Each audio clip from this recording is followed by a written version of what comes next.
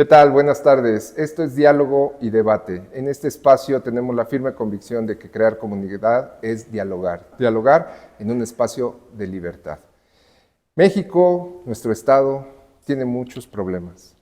Problemas realmente graves, problemas que tenemos que enfrentar desde las universidades. Es desde estos espacios en donde las soluciones, las propuestas originales tienen que salir y que nuestro malestar, indignación, se conviertan en acción libertaria, gracias al diálogo y a la discusión. Y en esta ocasión estamos filmando desde la Facultad de Ciencias Políticas de la UAC y tenemos en este podcast la visita del senador independiente Emilio Álvarez y Casa. Emilio, un gusto que estés con nosotros y que compartas con las y los estudiantes tu experiencia como legislador. Pedro, con grande alegría. Yo soy hijo de la educación pública, laica y gratuita.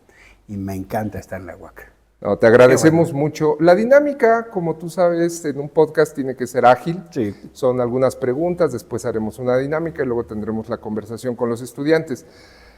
Primera pregunta que nos interesa, pues hay jóvenes aquí que se están formando. Tú cuando te formaste, cuando estudiaste sociología, después tu doctorado en ciencias políticas, cuéntanos cómo has aplicado ese conocimiento que tú has tenido o que tuviste en las instituciones como la UNAM, como Flaxo, en tu vida como legislador, pero además en tu carrera como alguien que ha iniciado diferentes propuestas y estrategias de participación ciudadana. Cuando le dije a mi papá y a mi mamá, voy a estudiar sociología, mi mamá me dijo, ay, qué bien, mijito, ¿y de qué vas a vivir? No, fue un desastre. Y decidí entonces hacer una opción profesional con dos pies. La primera, una opción de ideas, teórica, de discusión. Y la segunda, una opción con herramientas. Me metí muy de serio a temas de estadística, a temas de cómputo. A mí me tocó el tránsito de las tarjetas a las computadoras portátiles e inglés. Y esas dos pies me han ayudado mucho. Y luego decidí seguir la maestría de inmediato cuando acabé. A los 25 años yo ya tenía la maestría. Y eso me dio herramientas muy importantes, porque en las universidades, en la iniciativa privada, la gente que trabaja muy en las ideas es gente con muchos años de experiencia. Y tú como egresado poco vas a competirles. Entonces necesitas herramientas para poder hacer cosas. Y eso fue muy útil. Y luego empecé desde entonces en mi vida profesional combinando áreas. Llevo dando clase unos 18 años en distintas universidades. Empecé a trabajar en sociedad civil. Y fue muy interesante porque me tocó un momento muy crítico de la política en México para hacer la transición democrática. Entonces, yo hacía informes de observación electoral y empezamos a incorporar elementos que antes no se hacían por todas las herramientas que tenía de estadística y analíticas. Luego, la maestría me dio más herramientas y finalmente decidí incursionar en el área de derechos humanos, donde era esencialmente abogados. Era un mundo muy del abogañol. Y yo empecé a tratar de analizar no solo el caso, sino la causa. Y la sociología me dio herramientas muy importantes para poder ver el tamaño de los problemas, la génesis de los problemas, no solo la violación de derechos humanos en particular. Y empecé a aplicar las ciencias sociales a los derechos humanos. Eso me permitió, en mi responsabilidad como ombudsperson, poder hacer otro tipo de discusiones que eran políticas públicas y derechos humanos. Okay. Y eso me dio mucha posibilidad. Y hoy lo aplico en el Senado. Hay leyes que son de carácter general, pero tenemos que entender las problemáticas. Y hoy ha llegado el tiempo, por ejemplo, de la perspectiva de género, de la perspectiva de la diversidad, de los enfoques multisectoriales. La sociología me ha ayudado a tener lentes para entender mejor la realidad. Entonces, unas lecciones que recojo de esto que dices es, teoría y práctica no están desligadas. No.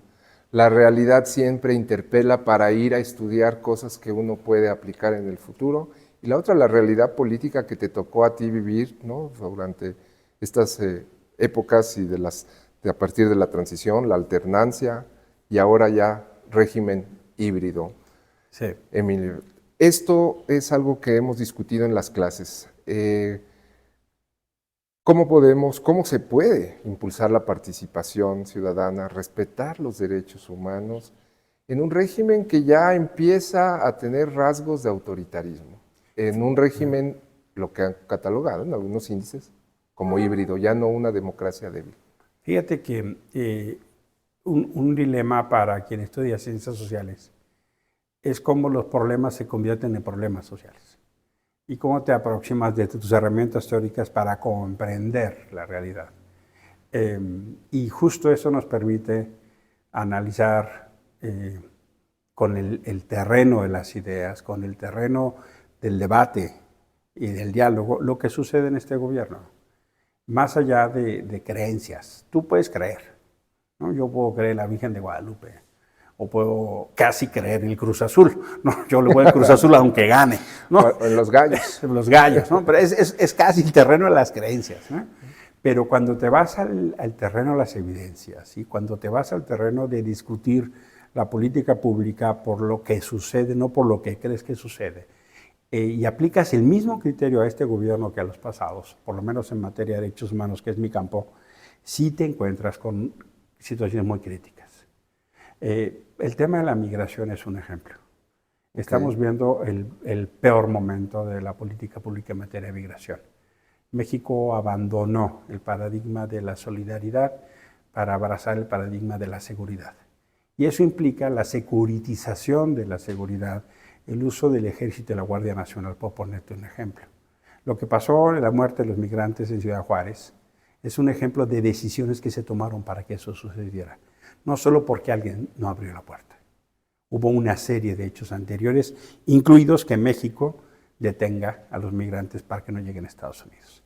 El tema de lo que sucede, por ejemplo, en materia de desapariciones en este país.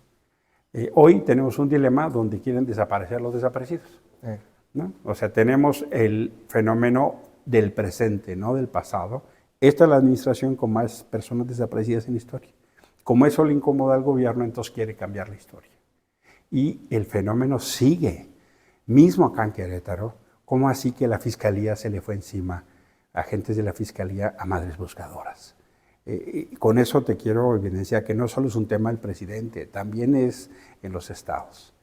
Y pasa que tenemos ya el mayor número de homicidios violentos, el mayor número de periodistas asesinados, de defensores de derechos humanos asesinados y los más altos niveles de feminicidio. Puedo seguir bordando en temas de derecho a la salud o ambientales, que son también focos rojos, pero claramente lo que tiene que entenderse entonces es que lo que se esperaría de los gobiernos es que encabezaran la indignación. Y cuando los gobiernos encabezan la negación, el problema se hace peor. Para eso sirve una discusión con indicadores, con objetivos y con apego a una evidencia. Querer negar la evidencia, pues te aleja del tema de las ideas y te acerca al tema de las creencias. Emilio, ahorita acabas de comentar una cosa que me parece importantísima y que es también un tema de discusión en nuestras clases. Tú has tenido una trayectoria independiente, tú has tenido una trayectoria que se ve en tu historia, que va por afuera de los partidos, tratando de hacer crítica desde esta posición de la sociedad civil. Es que los gobiernos no deben ni pueden impulsar esta participación ciudadana, y si es así, entonces, ¿qué mecanismos la ciudadanía tiene para activarse? Porque lo que estás comentando es realmente grave, porque estamos ante problemas de negaciones de realidad, sí, en donde la evidencia y el conocimiento científico ya no cuentan los marcos de interpretación para construir esas realidades. Estamos en un problema realmente grave, y además la animadversión a la ciencia, a las universidades, al conocimiento, porque es ahí donde uno puede construir los datos y exhibir la mentira. Pero, ¿dónde están esos espacios, esos márgenes de participación ciudadana? ¿Cómo lo has vivido tú? Porque tú has tenido experiencia y lo has ¿Lo has tratado de construir a partir de tus trayectorias políticas y profesionales? Un debate que hemos tenido muy fuerte en este país es tratar de quitarle terreno al mar del autoritarismo, que se expresa en muy distintas formas. En la cultura política hegemónica, que puede verse en instituciones, en gobiernos, en partidos, incluso en universidades. Y por eso hemos tratado de construir códigos de cultura democrática, de normalidad democrática, que suponga que el debate es bienvenido, que la diferencia de ideas no es amenaza, que los ejercicios diferenciados de derechos no tienen que entenderse como ningún riesgo. Eso nos llevó a entender que el interés público no es solo el gobierno. Y el interés público tiene entonces esa discusión. Antes veníamos de una cultura donde el Estado era el gobierno era el partido y el partido era la verdad, ¿no? Luchamos mucho para cambiar eso. Infelizmente nos dimos cuenta, tarde y mal, que el priismo no era solo un partido, sino una cultura política hegemónica. Y que infelizmente las oposiciones, el PRI, el PRD y luego Morena, lo reprodujeron con mucha fuerza. Y hoy regresamos después de grandes batallas por redefinir el interés público, de la lógica de la participación, de la deliberación pública, de la transparencia, construir la noción del derecho a la transparencia, el derecho a la no discriminación, a la diversidad, el feminismo como una gran vertiente que nos educó en la diversidad sexual, el movimiento indígena, todas esas vertientes nos ayudaron a entender que el interés público es un espacio de discusión colectiva. Y hoy estamos regresando al entendimiento de que el interés público lo representa solo el gobierno. Y por lo tanto, hay que limitar a todo aquello u orientar todo aquello que es el interés público. Y de repente ves, por ejemplo, que se limita a las universidades públicas, que solo hay financiamiento para lo que el gobierno quiere, que solo hay recursos para lo que el gobierno le interese. Ni siquiera las más agresivas políticas neoliberales se atrevieron a eso. Y hoy veo con alarma que la universidad pública está amenazada. Por supuesto puede haber errores, puede haber excesos, hay que corregirlos, pero no limitando libertades y derechos. ¿Qué creo? Que un gobierno con una verdadera talento y talante democrático lo que promueve es el debate y la participación ciudadana. E incluso aquella que lo critica. Es muy notable la hipersensibilidad que tenemos ahora en el gobierno. Tiene una extraordinaria narrativa agresiva contra los que no piensan como él, me refiero al presidente, pero una hipersensibilidad con los que opinan de él. Y eso es exactamente el inverso. Los gobernantes de talento democrático deben ser muy, muy lentos en criticar y muy abiertos en recibir la crítica. Lo que yo creo que los gobiernos tienen que promover la participación en lo público, en todo, en las universidades, en las colonias, en las calles e incluso en las empresas, en las fábricas. Tenemos severos problemas todavía en materia de desigualdad, en materia de acoso, en materia incluso de exclusión. ¿Qué creo? Que la normalidad democrática es aquella que lleva a los espacios públicos y privados los valores de la democracia. Hoy eso está en retroceso. Los valores de la democracia tienen que ver con el diálogo, con la tolerancia, con la diferencia, con la inclusión. Y no estamos en mejor momento de eso. Y lo digo con pesar y tristeza, ¿eh? Yo hubiera esperado otra cosa totalmente, Pedro. Nosotros también. Es un gusto tenerte en esta universidad y que hayas expresado estas cosas de esta manera porque pensamos, tú desde tu parte como legislador y algunos como académicos pensamos en el mismo sentido y por lo tanto nos da muchísimo gusto coincidir contigo en este espacio. Vamos, es momento de cerrar el programa y quisiera hacer una dinámica y te quisiera hacer dos preguntas. La primera es, ¿qué le dirías a tu mamá ahora? A esa persona que te dijo, híjole, a ver, hijo, ¿cómo le vas a vivir? ¿No? Y la otra es, ¿qué le dirías al joven Emilio Álvarez y Casa?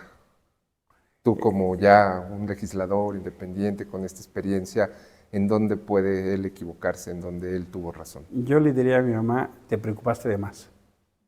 No te preocupes porque la sociología me dio muchas herramientas para salir adelante.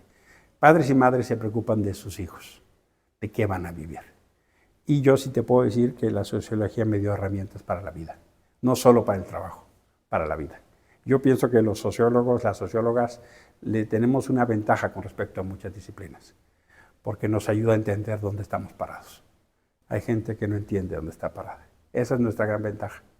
Y la segunda cosa que yo le diría al joven Álvarez y Casa sería, aplícate más en idiomas. Yo estudié inglés y dejé el francés a medias. Y eso es algo que creo que fue un error. Y le diría, refuerza tus capacidades en términos técnicas, no sueltes las ideas y no te tomes tan en serio. Ríete más de ti. Habría algunas discusiones que me hubiera podido ahorrar y habría algunos amigos que hubiera podido conservar si hubiera sido menos ideologizante. Yo me arrepiento de haber perdido algunos amigos por mis discusiones.